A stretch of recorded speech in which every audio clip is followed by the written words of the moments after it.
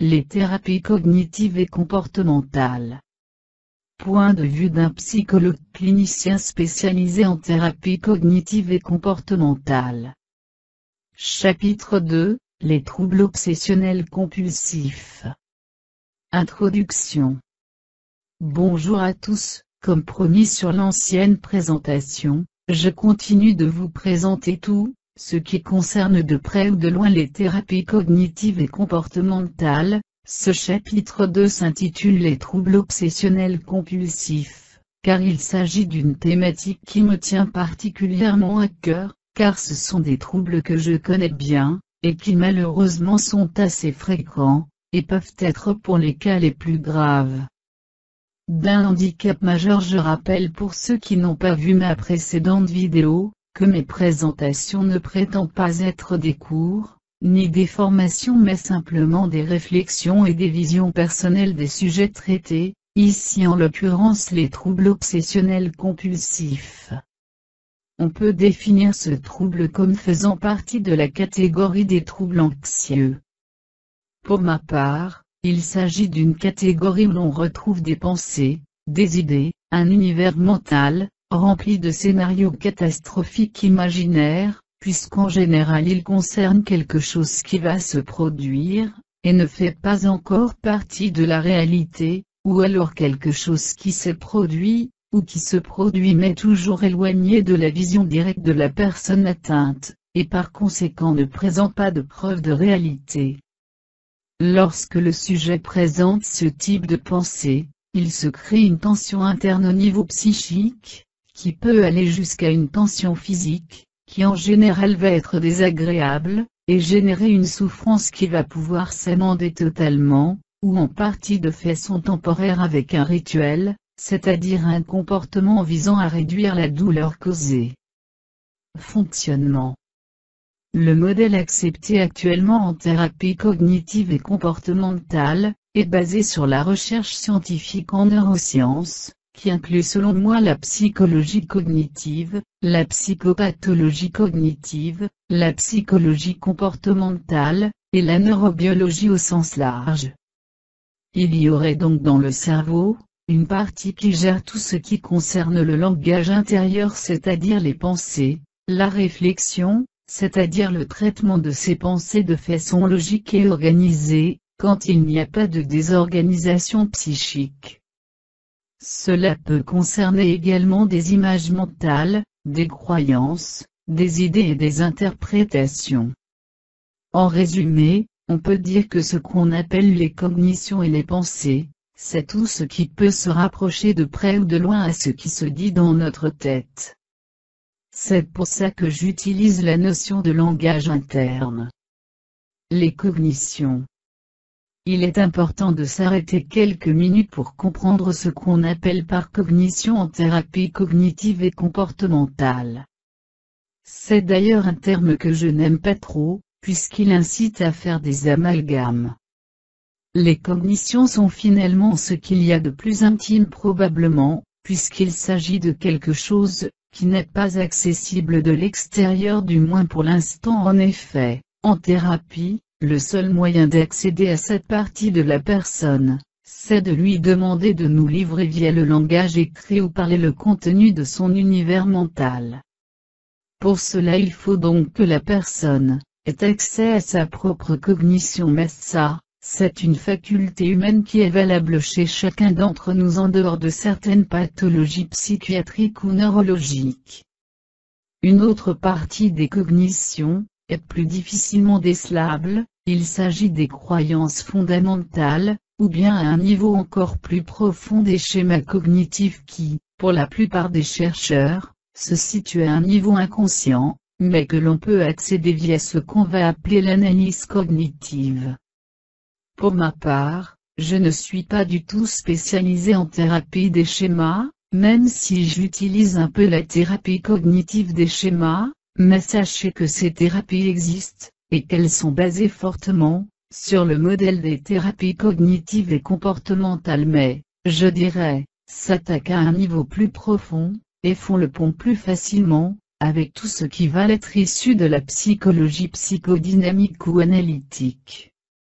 Lorsque vous réfléchissez, c'est un petit peu comme si vous écriviez une formule mathématique sur un tableau, et que vous essayez d'en trouver la solution en manipulant des savoirs, des concepts, des outils de logique avec un objectif en général de résolution de problèmes, c'est-à-dire d'arriver à trouver une solution qui permet de résoudre une tension présente, ou bien d'éviter une tension future.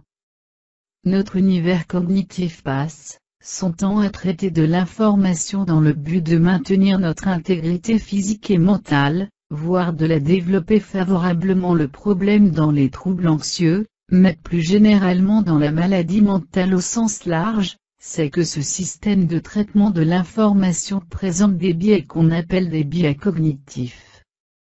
Il s'agit en quelque sorte de filtres, d'erreurs de raisonnement, d'erreurs de logique réaliste, qui conduisent à déboucher sur des scénarios la plupart du temps, et surtout lorsque l'émotion produite par cela est négative, catastrophique.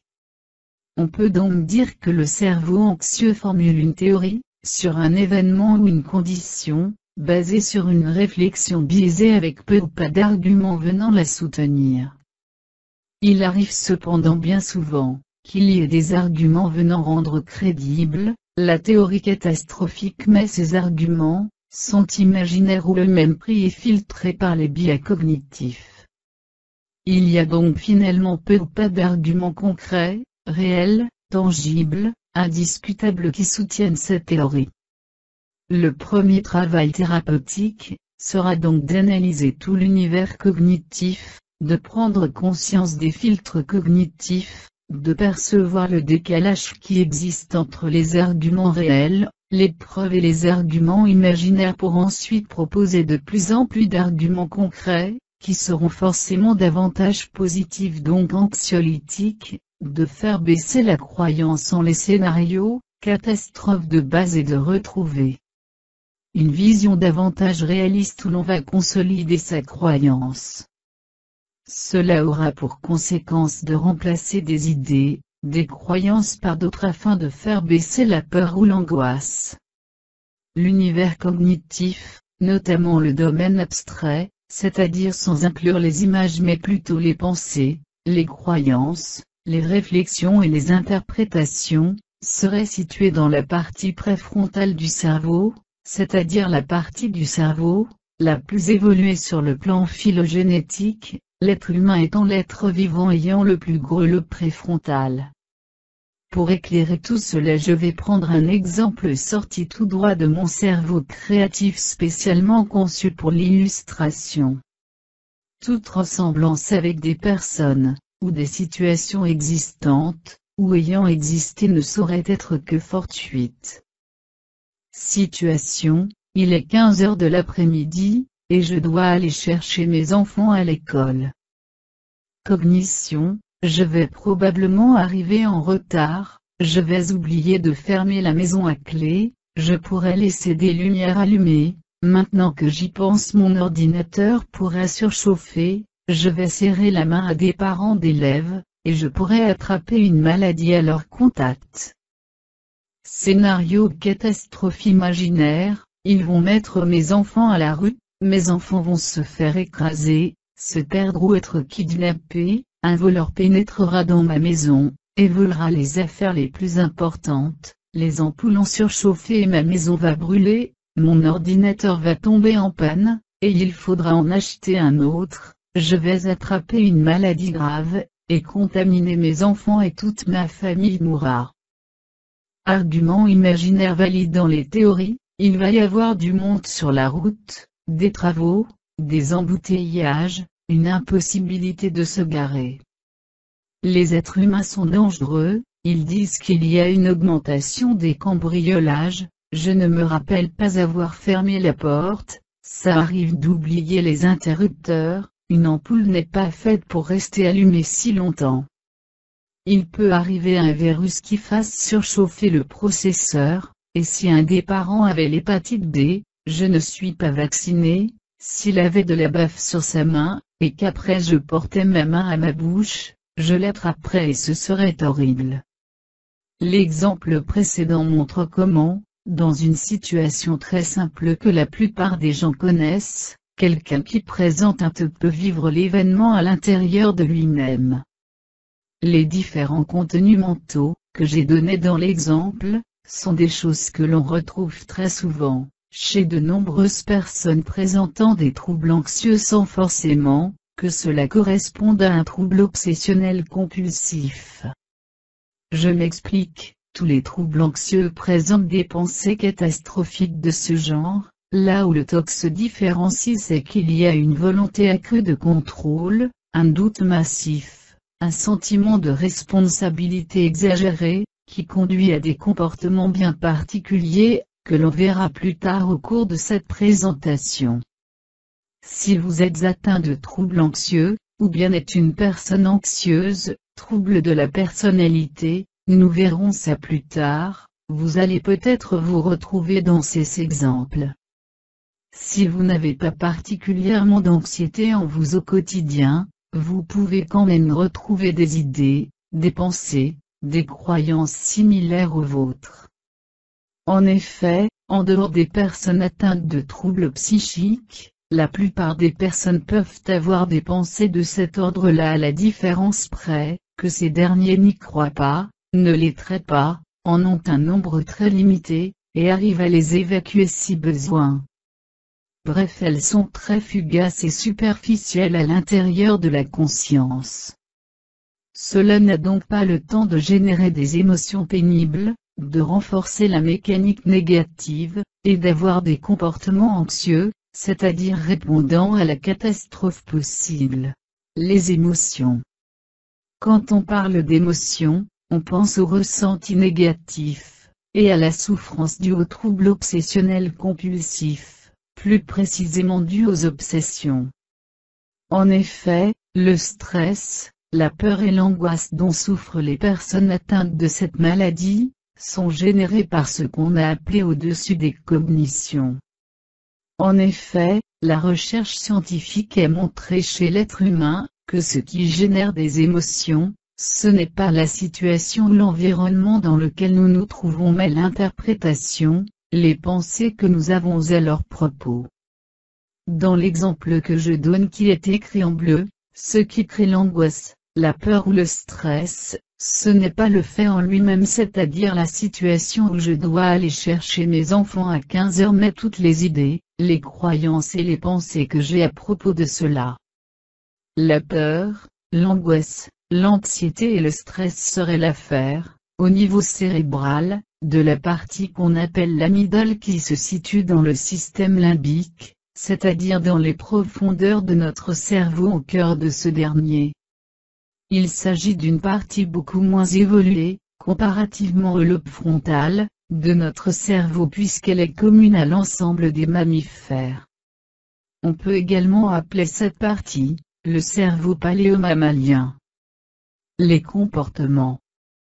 Il s'agit de ce que la personne fait concrètement, une action portant sur la situation en question. Dans le cas de troubles obsessionnels compulsifs, il s'agit souvent de vérification, de répétition, de comptage, de lavage. On retrouve également des comportements moins concrets, comme par exemple ce que la personne va dire, langage externe, parler. Il peut s'agir d'une personne qui demande d'être rassurée à une autre personne, qui demande à une autre personne de vérifier à sa place, de verbaliser à voix haute ce que l'on est en train de faire pour mieux contrôler. Il peut s'agir également de rituels mentaux, c'est-à-dire des répétitions de phrases conjuratoires, en lien avec ce qu'on appelle les pensées magiques, comptage mental, se forcer à penser autre chose, évitement du thème anxieux. Les comportements ouverts, c'est-à-dire, qui agissent sur l'environnement, sont situés dans la partie du cerveau, que l'on appelle aire prémotrice et motrice. Les comportements couverts, c'est-à-dire internes, qui agissent dans le mental comme le fait de repousser une pensée par exemple, se situent au même endroit que les cognitions, c'est-à-dire dans le lobe préfrontal. Ci-dessous, vous retrouverez la suite de l'exemple donné concernant les cognitions, suite de l'analyse fonctionnelle. Émotion, peur, angoisse, boule au ventre, stress, oppression, comportement, je pars excessivement en avance, j'appelle l'école pour être sûr qu'ils ne les abandonnent pas, je reviens en arrière en voiture pour vérifier si la porte est bien fermée, et je le refais plusieurs fois, je fais le tour de la maison pour voir si tous les interrupteurs sont fermés, je reviens en arrière pour vérifier à nouveau et ainsi de suite, je reviens en arrière pour vérifier si l'ordinateur est éteint, je le débranche, je débranche la box internet, j'évite de croiser des parents d'élèves, je dis bonjour de loin, j'essaie de trouver de la famille pour aller les chercher à l'école, je me lave les mains avec des produits désinfectants plusieurs fois, je porte des gants, je consulte Internet pour voir exactement dans quel contexte telle ou telle maladie peut se répandre. Résumons. Nous avons donc une situation, un contexte, un environnement qui est interprété par notre cerveau, par ce que l'on va appeler le fonctionnement cognitif, ce fonctionnement cognitif étant défaillant, un filtre cognitif crée des pensées, des croyances négatives auxquelles le sujet adhère fortement, créant ainsi l'angoisse importante. Cette angoisse importante, cette anxiété va créer une sensation très désagréable, contre laquelle le sujet va lutter en mettant en place des stratégies. Ces stratégies seront des comportements visant à faire baisser la douleur. Il pourra s'agir essentiellement de contrôle, vérification, répétition, évitement, sécurisation. Les comportements vont venir valider les croyances et les pensées, augmenter ou maintenir le taux de croyance en ces pensées. Et le cercle vicieux est reparti pour un tour et ainsi de suite. Le résultat est donc que le trouble obsessionnel compulsif va s'aggraver ou se maintenir, et donc très rarement voire jamais se résoudre de lui-même puisque la mécanique perverse étant bien huilée, ce trouble s'auto-alimente comme c'est souvent le cas dans les pathologies psychiatriques. Le comportement visant à réduire l'anxiété va donc fonctionner sur le moment, puisqu'il apaise le patient dans l'instant, mais fait repartir la machine pathogène à très court terme, dans l'heure, la journée ou la semaine selon la gravité du trouble. C'est donc une fausse solution mais le patient tout du moins, son cerveau n'a pas trouvé d'autre solution pour survivre. Rapport entretenu entre la maladie et le patient. Attention, cela ne veut pas dire que le patient est coupable ou responsable de son trouble premièrement car ce n'est pas lui, c'est-à-dire son libre arbitre, qu'il a mis en place deuxièmement, il s'agit d'une mécanique qui commence par un fonctionnement purement automatique, dont le patient du moins plus exactement, un mélange entre son libre arbitre et un automatisme réflexe, provoque des comportements apaisants. Même si ce n'est pas le chemin de sortie de la problématique globale. Troisièmement, il est évident que chaque être humain aspire à la paix intérieure, donc il va de soi qu'aucun être humain ne peut volontairement créer un malaise profond de ce type. La seule notion de responsabilité que l'on peut attribuer à un patient souffrant de TOC est, si et seulement s'il est conscient, et est en mesure de comprendre et de connaître, qu'il existe des solutions efficaces, le fait de se diriger ou non, vers une demande de soins spécialisés. Mais là encore, je serai prudent puisque chaque cas est bien particulier et la question de la responsabilité au sens large, ou au sens la maladie mentale d'un point de vue psychologique, donc de mon point de vue, est extrêmement complexe et je n'ai jamais de position tranchée sur cette question. Origine et fondation de troubles obsessionnels compulsifs. Il s'agit là d'une question extrêmement complexe auquel je vais tenter d'apporter des éléments de réponse selon mes connaissances actuelles et mon point de vue, mais la question de l'étiologie reste ouverte. J'aime partir du modèle biopsychosocial, qui prend en compte plusieurs aspects, puisqu'au moins toutes les études scientifiques s'accordent pour dire qu'il y a des éléments plurifactoriels pour faire émerger ce trouble dans le cerveau d'un individu. On peut commencer par le biologique, il y aurait une composante neurophysiologique, peut être une fragilité au niveau du mécanisme sérotoninergique, puisque les antidépresseurs influençant la sérotonine montrent un effet plutôt satisfaisant. Il est cependant difficile de parler de cause ou de conséquence, mais en tout cas, il semblerait qu'il y ait un lien évident à ce niveau-là. De mon point de vue, je pense qu'il y a une fragilité dans la structure du cerveau, qui doit avoir une composante peut-être génétique. J'entends par là que cette fragilité est présente de façon fataliste dès le brassage des gènes lors de la conception d'un être humain. C'est une hypothèse que je formule à partir de mes lectures ni plus ni moins. Cet aspect purement aléatoire fait que nous ne sommes pas tous égaux lorsque l'on est vis-à-vis du top, mais c'est le cas également probablement pour toutes les maladies mentales. Néanmoins, il ne s'agit que d'une fragilité, ce qui semble vouloir dire que cela ne va pas forcément donner un trouble obsessionnel compulsif dans la vie de la personne, s'il n'y a pas de conditions faisant le terreau sur lequel il peut pousser. On peut enchaîner par l'aspect psychologique. L'origine psychologique du trouble obsessionnel compulsif serait à situer au niveau cognitif, émotionnel et comportemental. Au niveau cognitif, il est possible qu'il y ait eu un surentraînement de pensées négatives de type catastrophique, ou de type perfectionniste probablement, par mimétisme avec des paroles, des émotions perçues, des comportements vus pendant l'enfance notamment. Il ne s'agit pas de culpabiliser les parents, puisqu'encore une fois si cela a émergé de par leur propre anxiété, ils ne sont alors pas coupables non plus comme je l'expliquais avant.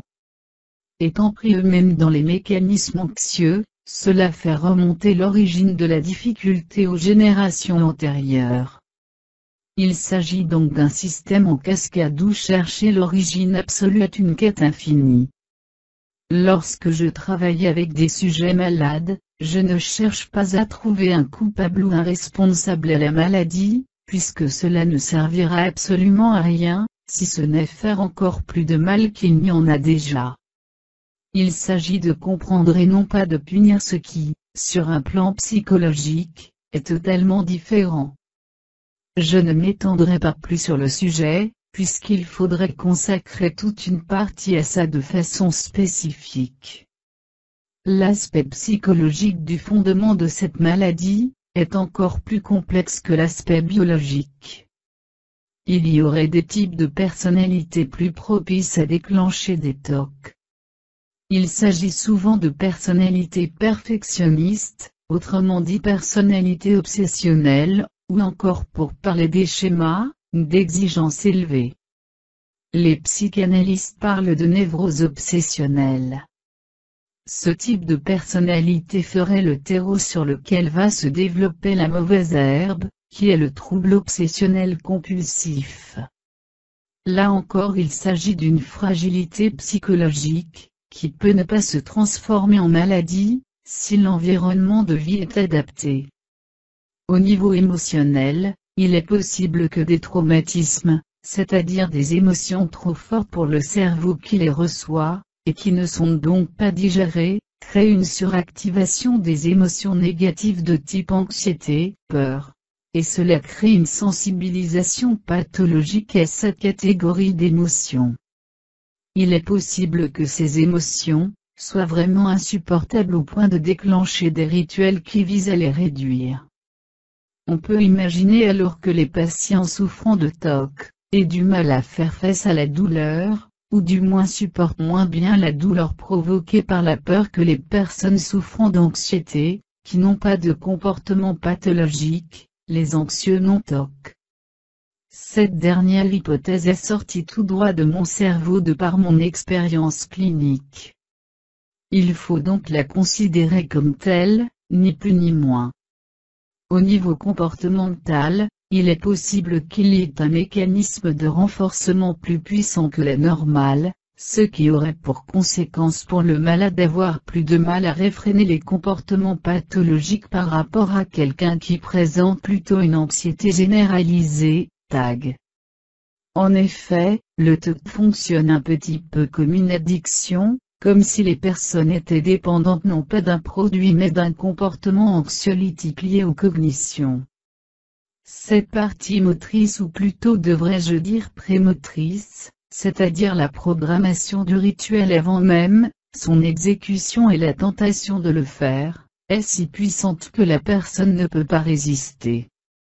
J'observe assez régulièrement des patients, qui n'ont plus d'angoisse ni même de pensées négatives, mais qui continuent à être tentés d'avoir des comportements sans raison apparente, comme s'il y avait eu un surapprentissage, ou un conditionnement opérant trop efficace. Dans la genèse du TOC, il est probable que l'environnement familial, notamment les parents, ait pu avoir des comportements non pas forcément de type TOC mais plutôt de type contrôle, vérification, maîtrise sans forcément qu'il y ait de répétition. Ces attitudes particulières ont pu être enregistrées comme un apprentissage et un modèle pour l'enfant qui développera un TOC. Là encore, il s'agit d'une hypothèse personnelle plus ou moins validée scientifiquement, par des études, mais je l'observe régulièrement, lorsque je fais l'analyse du comportement des parents. On va maintenant parler de l'aspect social. Le social commence déjà au cœur de la famille, mais en ce qui concerne les parents, j'ai déjà un petit peu évoqué ces choses-là juste avant.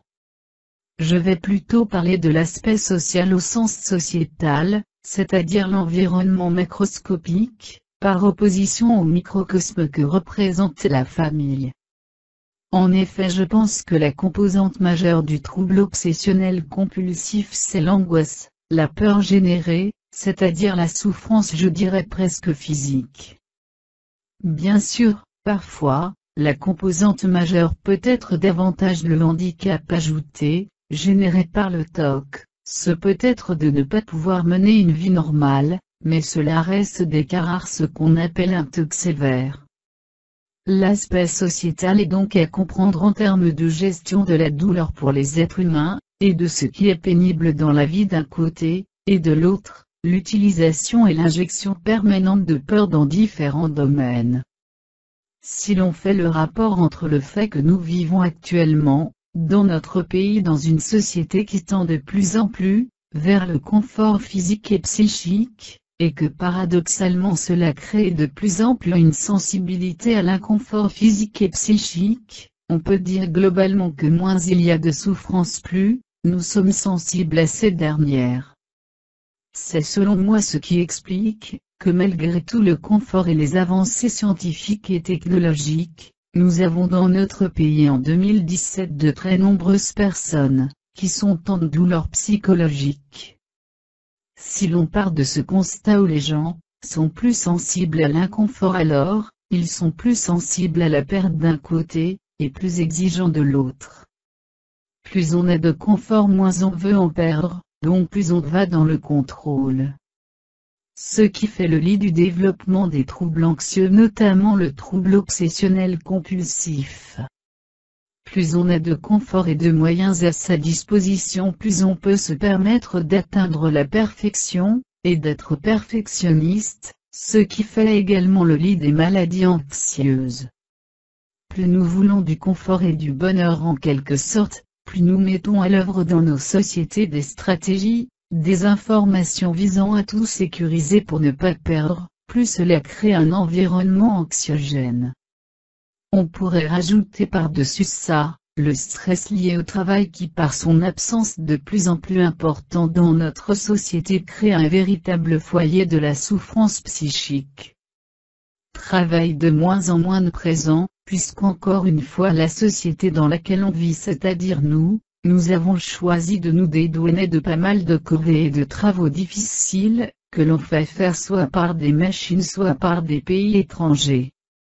Il y a encore un gros paradoxe où la recherche du confort et du bonheur sans limite crée une sensibilité et une réactivité de plus en plus importante aux souffrances de la vie. Conclusion.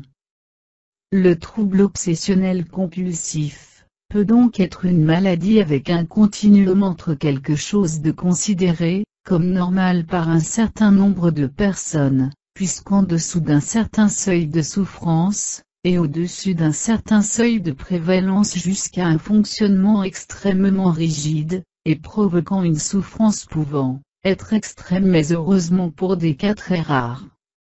Il n'y a donc selon moi pas un trouble obsessionnel compulsif, mais des troubles obsessionnels compulsifs, de par leur intensité, peuvent être très différents d'un patient à l'autre mais également, par leur contenu et leur forme. Il s'agit aujourd'hui d'une maladie bien connue par de nombreux spécialistes. Il va de soi que ma présentation était clairement orientée par l'approche cognitive et comportementale, et que lorsque je parle de spécialistes, je parle de spécialistes utilisant ce paradigme. Les taux de guérison de cette maladie sont de plus en plus élevés mais il reste encore des cas résistants, qui malheureusement n'arrivent pas vraiment à évoluer favorablement. En ce qui me concerne, j'applique du mieux que je le peux les thérapies cognitives et comportementales pour les patients souffrant de cette maladie en partenariat avec des médecins psychiatres, qui prescrivent des psychotropes, qui ne l'oublions pas peuvent être d'une aide très précieuse. Dans les cas les plus complexes, une hospitalisation en clinique spécialisée peut être recommandée le temps de dégrossir les symptômes, et par la suite on peut finir la prise en charge en ambulatoire. Je n'ai pas abordé la méthodologie thérapeutique dans cette présentation, puisqu'il aurait fallu encore à peu près le même temps pour développer cet aspect. Je devrais le faire prochainement avec plaisir.